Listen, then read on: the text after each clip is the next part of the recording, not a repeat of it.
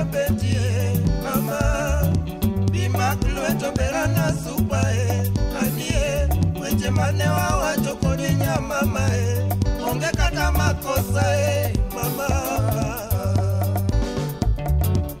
sama wero berana betie mama bimaklueto berana supae anie weche mane wawacho kodi nyamama onge kata makosa mama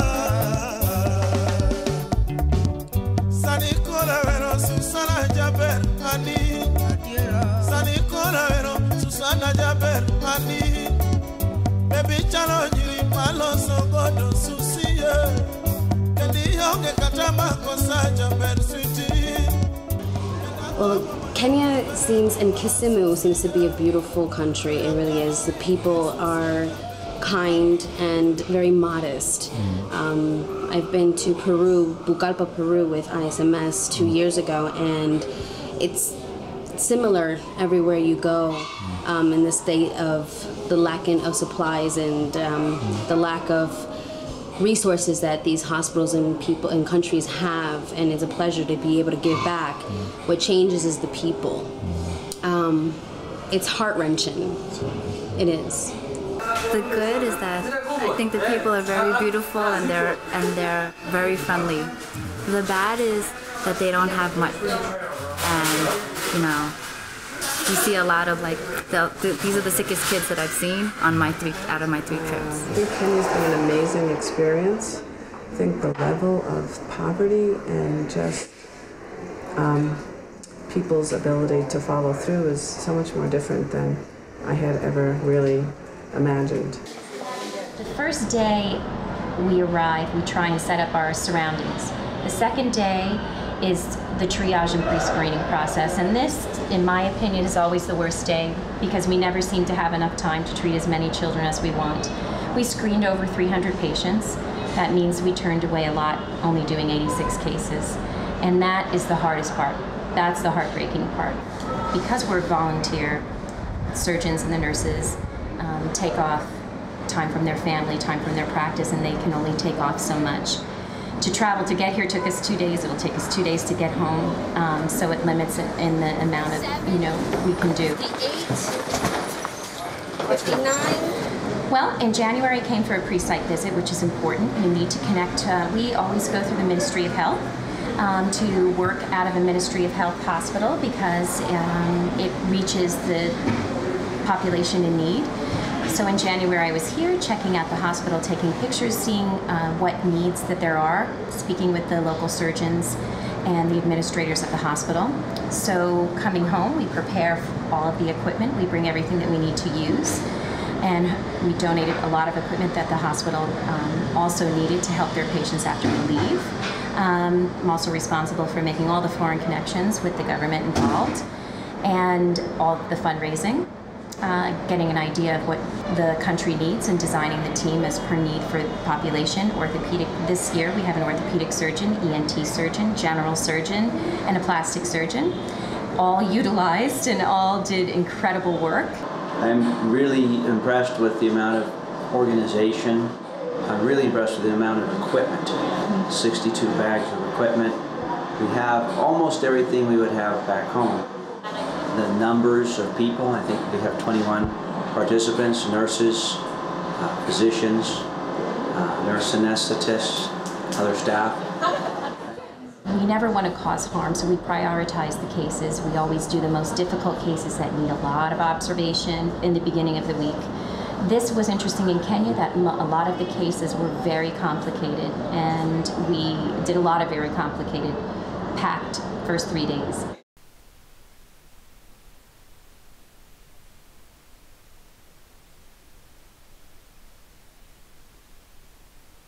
The one thing I did learn is that a pediatric mobile clinic is what we did on this mission.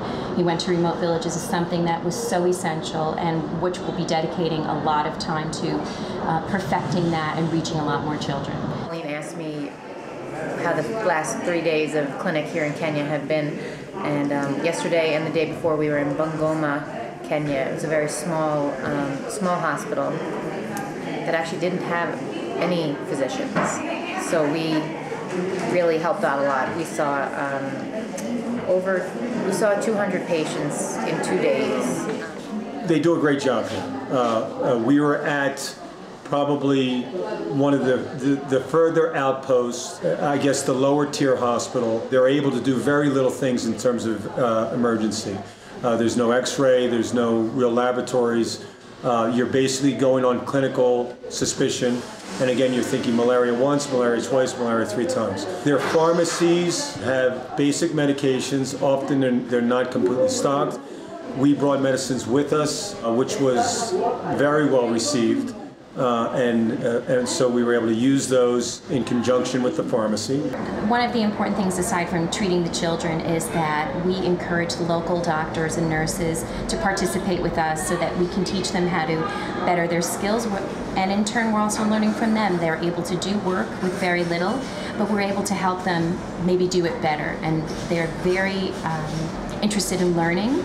So every surgical case, there's a local Kenyan doctor learning and working alongside. And observing. And forging a good relationship. We also like to keep in touch after the progress of the patients if they have any questions. Sometimes in other countries we've had some surgeons call for advice. So we always keep an open dialogue after each mission. So education is 50% of what we do as well. In addition to anesthetizing kids, we're trying to teach and learn from the staff, and actually one of the best experiences. You know, again, it introduces a level of stress trying to do that as well as just basically care for sick children. But one of the best experiences is making acquaintances. Last year in Egypt, I do keep in touch with particularly one anesthesiologist. And we've met some really very, very dedicated people here who do a very, very difficult job with very limited resources. It's been a good experience, and I've learned quite a lot from him. They're all great, and you're happy they're here to help us. And we say thank you, and we are grateful. You are welcome back to our country.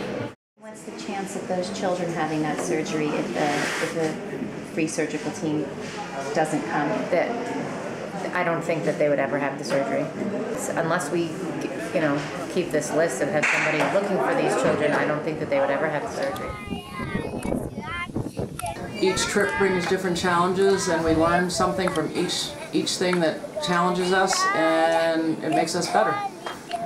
Makes us better, makes us able to help people better. It's hard work, we work hard, there are moments of stress, but throughout it all, we really love what we're doing. We are doing good work, we're helping people who likely otherwise would not get this help that they need. I think it's an incredible mission, and each year they get better and better. We're getting better and better.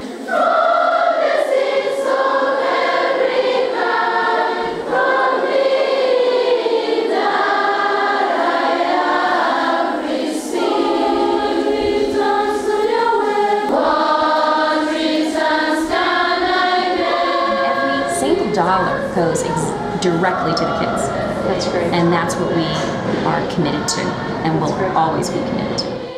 So all in all, almost 400 children, 86 surgical cases, over 300 children were treated and changed, and hopefully we brought hope and smiles, and that their parents will feel happy that they're not forgotten, that we were there to help them.